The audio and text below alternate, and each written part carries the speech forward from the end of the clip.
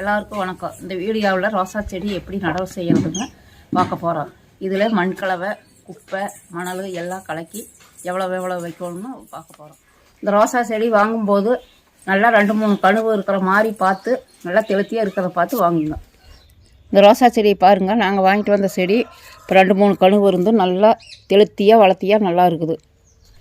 ரோசா செடி இதே மாதிரி பார்த்து வாங்குங்க. நர்சரியில் புதுசாக வந்திருக்கிற போது பார்த்து ஃபோன் நம்பர் வாங்கி வச்சுக்கிட்டு போய் புதுசாக வந்ததையும் நீங்கள் போய் தேடி பிடிச்சி வாங்கினீங்கன்னா செடி நல்லாயிருக்கும். நாங்கள் வாங்குகிற செடியெல்லாம் நர்சரியில் புதுசாக வந்ததையும் நாங்கள் தேடி பிடிச்சி வாங்கிட்டு வந்துடுவோம். இந்த ரோசா செடி நடவு செய்கிறதுக்கு என்னென்ன மண்கலவை பயன்படுத்துகிறோம்னு பாருங்கள். எங்கள் தோட்டத்து மண் கரிசல் மண், இது மணல், இது மாட்டு உரம், இது எலும்புத்தூள், இது பேக் அடியில் வைக்கிறதுக்கு கல் ஓடு.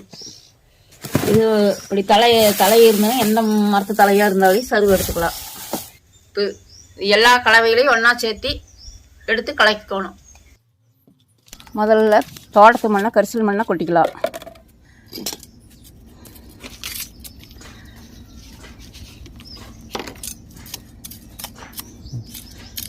மறுபடியும் அதை குழியாட்டம் செஞ்சு மறுபடியும் மணலை கொட்டிக்கலாம். மறுபடியும் கொஞ்சம் குழியாட்டம் பண்ணி தொழு உரம் சாணத்தை போட்டுக்கிறது, நல்லா மக்குன்னு சாணம்.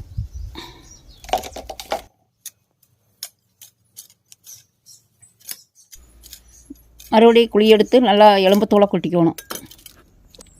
இந்த எலும்புத்தூள் எதுக்கு சேர்க்குறோம்னா ரோசா செடிக்கு நல்லா வளரும், நல்லா சத்தை இழுத்து கொடுக்கு. அதனால் நல்லா துளிர் விட்டு செங்குழுந்தாக வரும். நல்லா எலும்புத்தோல் உடனே கேட்காது, கொஞ்சம் கொஞ்சமாக சத்தை எடுத்து கொடுத்து 10-20 நாள் 30 நாளுக்குள்ளேயே எல்லா சத்தையும் எடுத்து கொடுத்துரும். மண் கலவையில் எல்லாமே எல்லா ரோசா செடிக்குமே எலும்புத்தூள் கலக்கின கலவைத்தான் போட்டுக்கிட்டு இருக்கிறோம். இப்போ இதில் வேப்ப மண்ணாக்கும் கலந்துக்கலாம். இப்போ எங்ககிட்ட இப்போ வேப்ப மண்ணாக்கு இல்லை, அதனால் இன்னொரு 10 நாள் கழித்து கலந்துக்கலான்ட்டு இதை மட்டும் கலவையாக கலக்கி இப்போ நடவு செய்கிறோம். காய்கறி செடியாக இருந்தால் வேப்ப மண்ணாக்கு உடனே கொஞ்சம் சேர்த்துக்கலாம். இது ரோசா செடிங்கிறதுனால கைவசத்தில் இல்லைன்னா நாம் பிற்பாடு ஒரு 10 நாள் கழிச்சு கூட அதை கலந்துக்கலாம். காய்கறி செடியாக இருந்தால் மண் கலவையிலே கொஞ்சம் சேர்த்து கொஞ்சம் கொஞ்சமாக சேர்த்துக்கிட்டோன்னா இந்த வேர்க்கரையாக நல்லா உழுவாது காய்கறி செடிக்கு. இது 12x12 க்ரோ பேக்கு. இந்த சைஸே ரோசா செடி வளர்க்குறதுக்கு கரெக்டாக இருக்குது. க்ரோ பேக்கில் மண் கலவை போடுறது எப்படின்னு சொல்கிறேன்.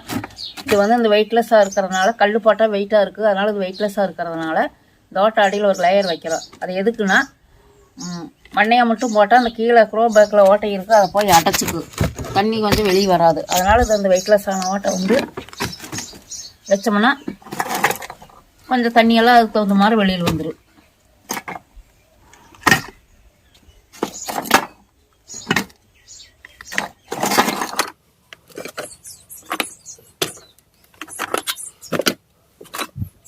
அடுத்தாப்பில் இது வேப்ப இலை. எங்கள் காட்டுக்குள்ளேயே தோட்டத்துக்குள்ளேயே இப்படி வேப்ப இலை மரம் இருக்குது, அதனால் இந்த வேப்ப இலையை எடுத்து வச்சுக்கிறோம். நீங்கள் எந்த மரத்து இலையாக இருந்தாலும் வீண் பண்ணாத இப்படி எடுத்து வச்சுக்கலாம். இது அடுத்த லேயரை இது உள்ள போடுறோம்.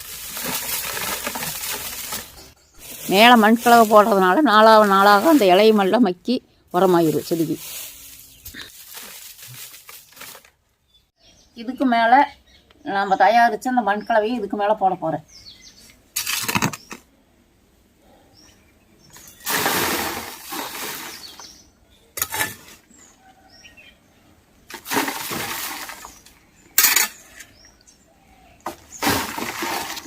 ரோசா செடி மண் கலவையெல்லாம் போட்டு நடவு செஞ்சாச்சு. நீங்களும் இதே மாதிரி இந்த மெத்தடையை நீங்களும் ஃபாலோ பண்ணுங்கள். இது நம்ம சேனல்லையுமா அடுத்தடுத்து ரோசா செடி வளர்ப்பை பற்றி நாங்கள் போட போகிறோம். நீங்களே அதே மாதிரி ஃபாலோ பண்ணுங்கள். இப்போ வாங்கிட்டு வந்த 2 ரோசா செடி, ஆரஞ்சு ரோசா செடி 2 இப்போ நடவு செஞ்சாச்சு. இப்போ அதுக்கு தண்ணி ஊற்ற போகிறேன்.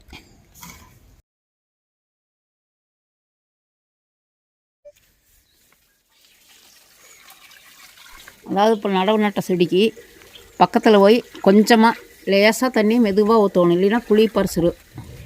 5 நாளைக்கு வேறு எந்த உரமும் கொடுக்கப்படாது.